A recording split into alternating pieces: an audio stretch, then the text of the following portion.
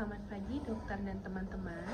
Saya Afifa. Di sini saya akan membahas tentang ulcus decubitus. Definisinya adalah luka tekan, juga disebut dengan luka baring dan disebut juga dengan ulcus decubitus atau ulkus tekanan adalah luka pada kulit dan jaringan yang terbentuk akibat dari tekanan dan juga gesekan yang berkepanjangan dan biasanya terjadi pada tonjolan tulang. Penyebabnya ada faktor eksternal dan juga internal.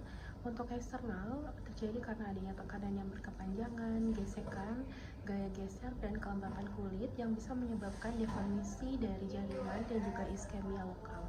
Lalu untuk faktor internalnya ada yang malnutrisi, anemia, disfungsi dari endotel, dan bisa mempercepat dari kerusakan jaringan dan gangguan penyembuhan. Untuk faktor risiko utamanya adalah imobilitas, kelembapan kulit, status gizi yang buruk, dan gangguan sensorik. Untuk faktor tambahannya adalah usia lanjut, gangguan dari kognitif, dan komorbid penyakit kronis. Jadi, untuk mekanisme dari terjadinya luka decubitus dimulai dari tekanan yang berlangsung lama pada jaringan, terutama di daerah penonjolan tulang. Tekanan ini menyebabkan pembuluh darah kapiler tertekan atau mengalami oklusi sehingga aliran darah ke jaringan berkurang.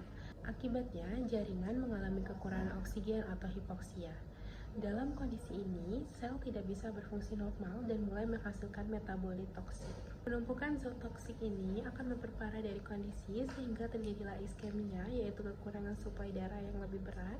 Jika kondisi ini berlangsung terus-menerus, maka jaringan akan mengalami kerusakan permanen atau nekrosis dan akhirnya terbentuklah ulcus decubitus. Pada anamnesis ulcus decubitus, keluhan utama biasanya berupa luka di daerah penonjolan tulang seperti sakrum atau tumit.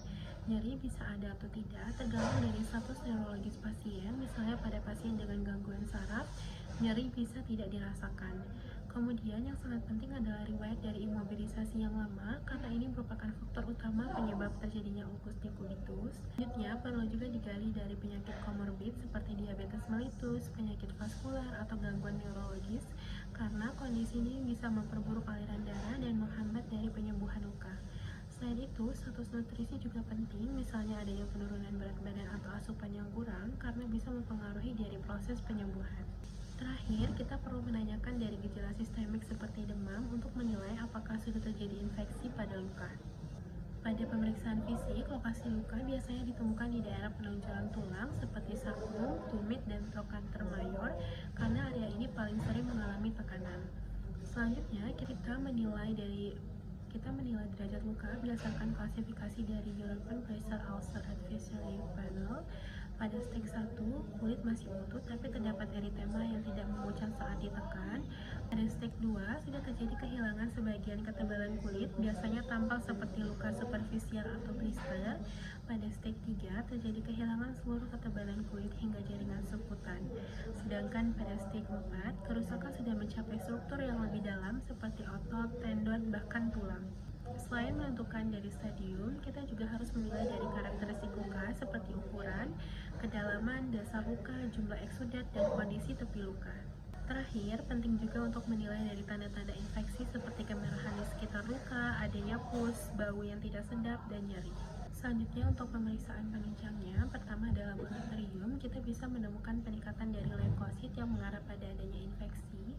Selain itu, terdapat juga albumin serum, penting untuk menilai dari status dari nutrisi pasien karena malnutrisi dapat menghambat dari proses penyembuhan luka. Terdapat tanda-tanda infeksi, perlu juga dilakukan kultur luka untuk mengidentifikasi dari kuman penyebab sehingga terapi antibiotik bisa diberikan secara tepat.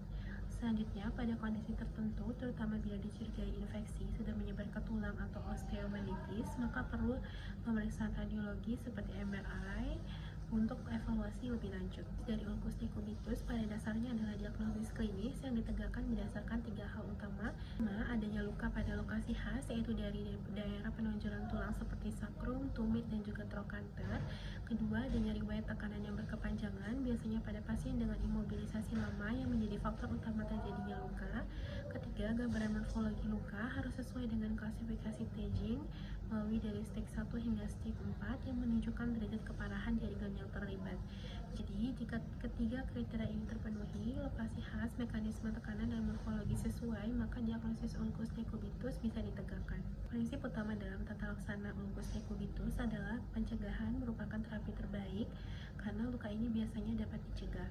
Tujuan terapinya adalah untuk meningkatkan nilai toleransi jaringan terhadap tekanan dan mengurangi dari tekanan itu sendiri, sehingga kerusakan jaringan tidak berlanjut. Pendekatannya meliputi beberapa aspek. Yang pertama dari perawatan kulit, yaitu menjaga kebersihan, kelembapan, dan integrasi dari kulit.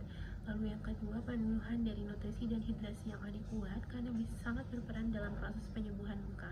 Ketiga, redistribusi tekanan, misalnya dengan mengubah posisi pasien secara berkala atau menggunakan kasur khusus untuk mengurangi dari tekanan pada area tertentu.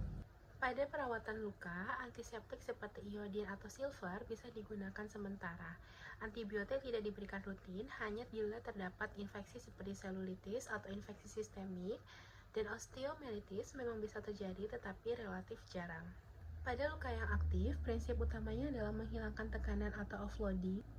Selain itu, jika ada abses, perlu dilakukan drainase dan jaringan mati harus dibersihkan melalui debridement. Debridement sendiri bertujuan untuk mengangkat jaringan nekrotik dan biofilm agar penyembuhannya optimal. Pemilihan dari balutan luka harus disesuaikan dengan kondisi luka, yaitu dari stadium, infeksi, dan juga eksudat.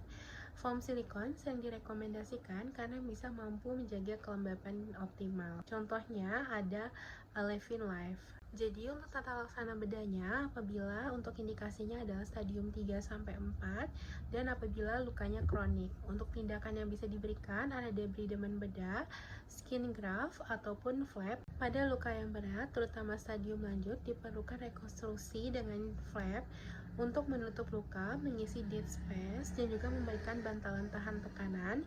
Untuk jenisnya bisa diberikan flap otot, myokutan, fasciocutaneous, dan free flap.